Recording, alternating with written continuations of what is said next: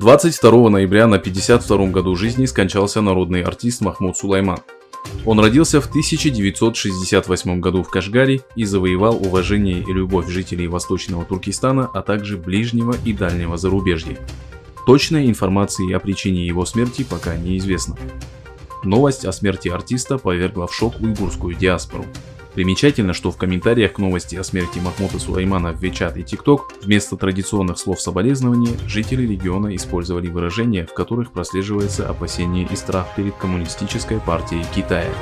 Жители уйгурского региона, которые подвергаются давлению со стороны китайской администрации, боятся произносить слова соболезнования даже в отношении своих умерших родственников.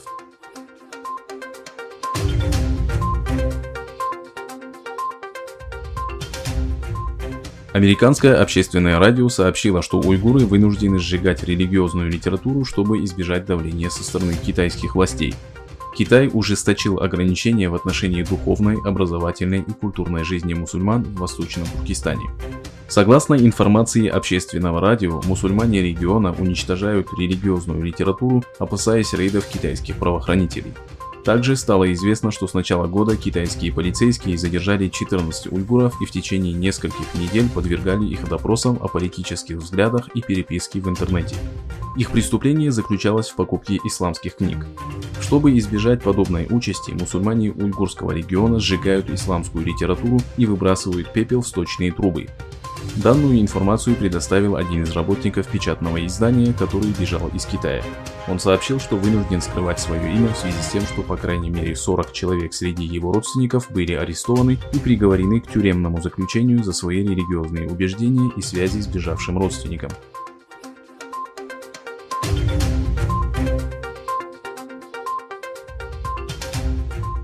Американский технологический гигант Apple предпринял скандальный шаг против уйгуров.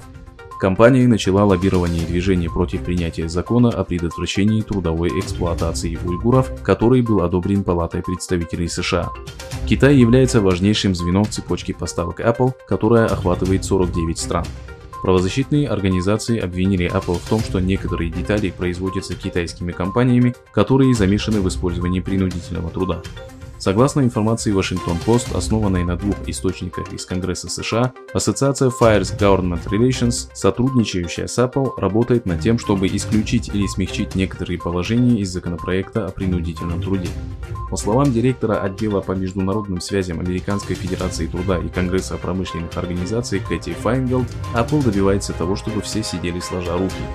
В июле, выступая в Конгрессе США, генеральный директор Apple обещал, что прекратит сотрудничество с соответствующими компаниями в случае обнаружения следов трудовой эксплуатации в их цепочках поставок.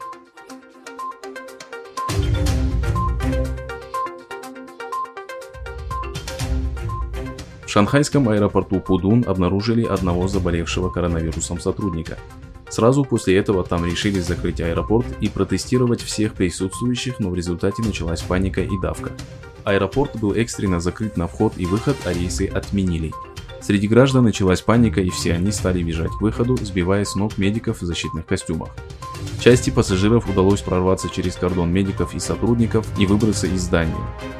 Известно, что на карантине вынуждены находиться около 14 тысяч человек. Очевидцы сообщают, что атмосфера накаляется, и, по слухам, обязательное массовое тестирование было отменено из-за опасений беспорядков.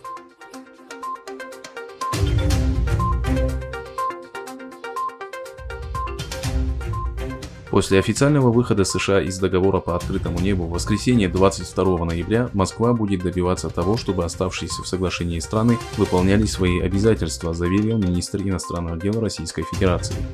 Американская сторона ждет от своих союзников в Европе, что они будут создавать препятствия для полетов российских наблюдателей, а также снабжать Вашингтон полученными материалами, касающимися России, отмечается в комментарии ведомства. Министр иностранных дел заранее указал на незаконность таких действий. В настоящее время участниками договора являются 34 государства. В практическом плане соглашение предоставляет право странам-членам облетать любые территории для наблюдения за военной деятельностью друг друга.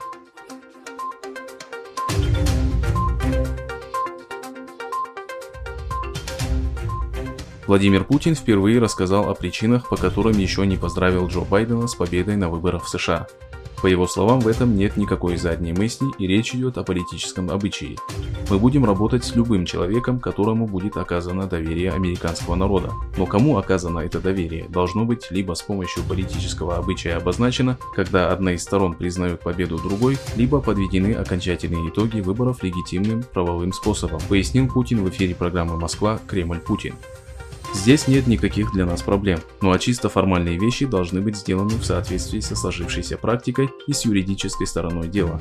Здесь нет никакой задней мысли и ничего, что было бы необычным или могло лечь в основу дальнейшего разрушения наших отношений. Это чисто формальная сторона дела, добавил он.